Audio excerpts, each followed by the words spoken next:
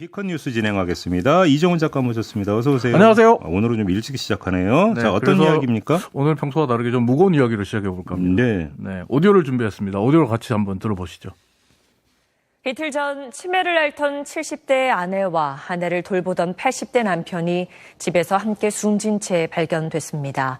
아내의 병세가 깊어지면서 간병하던 남편이 어려움을 호소했고 심리적인 이상 징후도 보였다는데 관련 기관들 사이 정보 공유가 이루어지지 않으며 별다른 지원을 받지 못했던 걸로 알려졌습니다. 네, 잊을만 하면 꼭 전해지는 안타까운 소식이네요. 거의 이제는 매년 이런 관련 뉴스가 전국적으로 나오는 것 같습니다. 이 안타까운 소식이 나온 다음 날 송파구의 한 국회의원은 언론에 이런 내용이 담긴 보도자료를 배포했습니다. 보도자료의 일부 내용 오디오로 한번 들어보시죠. 송파 헬리오시티 아파트 단지 앞 부지 인근에 건립 예정이었던 시립 송파 실버케어 센터 추진 계획이 완전히 백지화되었다. 헬리오시티 주민들의 오랜 수건 사업을 또다시 해결하게 돼 기쁘다. 아, 저 어제 뉴스 봤는데 이게 이제 국민의힘 배현진 의원이죠? 네. 예. 참고로 시립 송파 실버케어 센터 계획은 늘어나는 치매 어르신들의 돌봄을 위해서 서울시가 시유지 땅에 서울시 소유 땅에 센터를 짓겠다라는 건데요. 예. 물론 그 오금동은 배현진 의원의 지역구가 아닙니다. 앞서 들려드렸던 그 80대 남편이 치매를 앓던 70대 아내를 살해하고 본인이 극단적인 선택을 했다는 이 뉴스가 나왔던 곳이 송파구 오금동이에요. 네.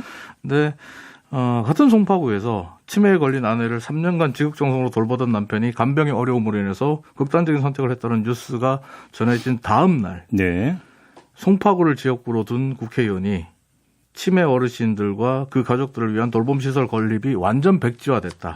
기쁘다. 이런 내용이 담긴 보도자료를 배포하는 것. 네. 이 현실을 좀 어떻게 봐야 될까요? 이게 그러니까 실버케어 센터 부지 바로 옆에 헬리오시티? 네. 대단지가 있었고 이 주민들이 이렇게 반대를 했었다면서요? 네, 그렇습니다. 서울시가 송파 실버케어 센터 설립을 추진한 게 지난 2015년이었습니다. 네. 지하철 8호선 가락시장역과 송파역 사이 대로변에 있는 서울시가 소유한 땅에 지하 1층, 지상 4층짜리 건물을 지을 예정이었는데 네. 근데 당시 인근에서 헬리오시티 아파트의 재건축이 있었어요.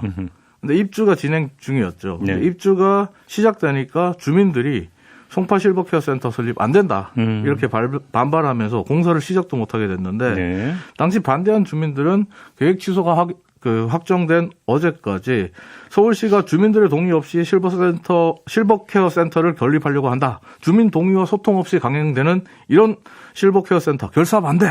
이렇게 외쳐왔습니다. 네. 배현진 의원 역시 이런 내용의 글들을 어제 자신의 페이스북에 올렸고요. 그런데 실버케어 센터가 혐오시설입니까? 실제로 지금 그 실버케어 센터 건립 계획이 발표되면요. 인근 주민들이 항상 결사 반대한다. 그렇죠. 이런 플래카드 내걸고 또 밀어 놓습니다. 원전과 일종의 기피 시설이 됐어요. 네. 이 때문에 서울시 같은 경우에 이번에 송파 실버케어 센터 정확히는 박원순 전 서울시장 시절의 서울시에서 이런 기피 시설의 이미지를 벗기 위해서 설계 공모를 하는 단계부터 정말 세심하게 신경을 많이 썼습니다. 네. 건물 외관은 물론이고요. 동선을 인근 아파트 주민과 접촉이나 교류가 전혀 없도록 만들려고 최소화하려고 굉장히 노력을 했습니다. 네. 그러니까 모토가 이랬습니다. 노인도 행복하고 주민도 행복한 센터. 그러면서 민원의 소지를 최소화하려고 노력했지만 이 모든 게 다 소용없는 짓이었습니다. 주민들은 여전히 반대했고 배현진 의원은 지난 총선에서 송파 실버케어 센터 백지화를 선거 공약으로 내걸고 당선이 됐습니다. 네. 참고로 배현진 의원 어제 자신의 페이스북에 이런 글도 남겼는데요. 역시 일 잘하는 오세훈 서울시와 손 꼭 잡고 효용성 있는 공간으로 재탄생시키겠습니다. 네. 노인을 위한 시설과 공간은 효용성이 없나요? 그러니까요. 네. 일 잘하는 오세훈 시장 그리고 배현진 의원이 생각하는 효용성 있는 공간은 어떤 공간인가요? 어제 배현진 의원 페이스북에 이런 글도 올라왔습니다. 정중하게 댓글로 실버케어 센터는 그럼 어디로 가야 되나 이렇게 물었는데 왜 댓글 삭제합니까? 진중권 전 동양대 교수 같은 경우에 페이스북에 이런 글도 올렸는데 실버케어 센터에 반대하는 주민들은 다른 지역의 실버케어 센터 이용을 금지하면 됩니다. 그 지역에서 알아서 하라고 하십시오. 네, 여기까지만 하겠습니다. 자, 마무리하죠. 이정훈 작가였습니다. 수고하셨어요. 감사합니다. 잘 들어보셨죠? 좀 재밌다고 해야 되나, 뭐 울어야 되나, 뭐 저는 어떻게 모르겠어요.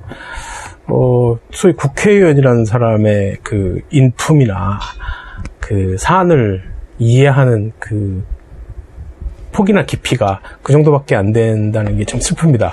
오직 그냥 정치적인 인기, 영합, 오직 그냥 인기 관리에 치중하는 그런 반응이나 그런 생각들을 알 수 있어서 굉장히 슬픈 것 같아요. 저는 사실 무슨 소각장이라든지 다른 유해물질 처리하는 곳을 그런 시설들이 들어서는 것에 대해서 주민이 반대하는 건 이해는 돼요.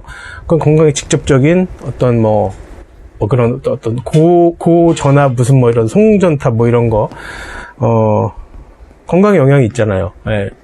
아이가 태어날 때도 영향이 있다고 제가 알고 있고, 그런 건 반대하는 건 제가 이해가 되는데, 장애우들 시설 있죠. 장애인 학교. 얼마 전에 막 학부모들이 거기서 무릎 꿇고, 난 그거 진짜, 우리 사회가 참, 이거밖에 안 되나라는 생각을 할 수밖에 없었어. 그리고 노인 시설, 노인 케어하는 시설, 요거처럼, 치매 어르신들 케어하는 시설 같은 거를, 그걸 님비, 로 생각을 해서, 우리 동네에서는 안 된다. 우리 동의 없이는 절대 안 된다. 이건 좀 심각한 것 같아요. 예. 그 마지막에 진중권 씨 말처럼, 그럼 그 지역 사람들은 나중에 부모나 본인이 치매 걸리면 어디로 갈 거예요? 생각해보세요. 누구든지 나이는 먹어요. 그 전에 장애도 마찬가지예요. 장애도 선천적인 장애보다 후천적인 장애가 더 많아요, 통계적으로.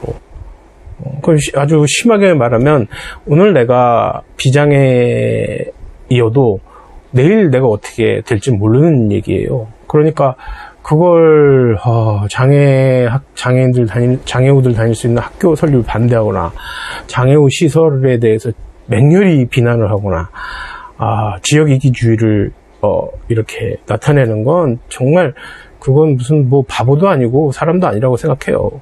더더군다나 노인 케어 시설, 나이를 들면 당연히 케어가 필요해요. 더더군다나 치매를 앓고 있는 분들은 자식들이 케어를 할 수가 없어요. 자식들이 경제활동해야지 어떻게 부모 케어를 합니까? 그 수는 점점 늘어날 수밖에 없잖아요. 그러면 앞으로 향후 지역마다 치매 노인을 위한 케어 시설은 생길 수밖에 없어요. 그리고 또 사회가 그걸 맡아야 되는 게 맞고, 그러면 거기가 시유지란 말이에요. 서울시 땅에 그 주민들과 협의를 통해서 최대한 노력을 해서 설계를 해서 짓는 것도 새로 시장이 돼서 그걸 백지화시켰단 말이에요. 그리고 그걸 자랑스럽게 백지화시켜서 난 너무 기쁘다, 속이 후련하다.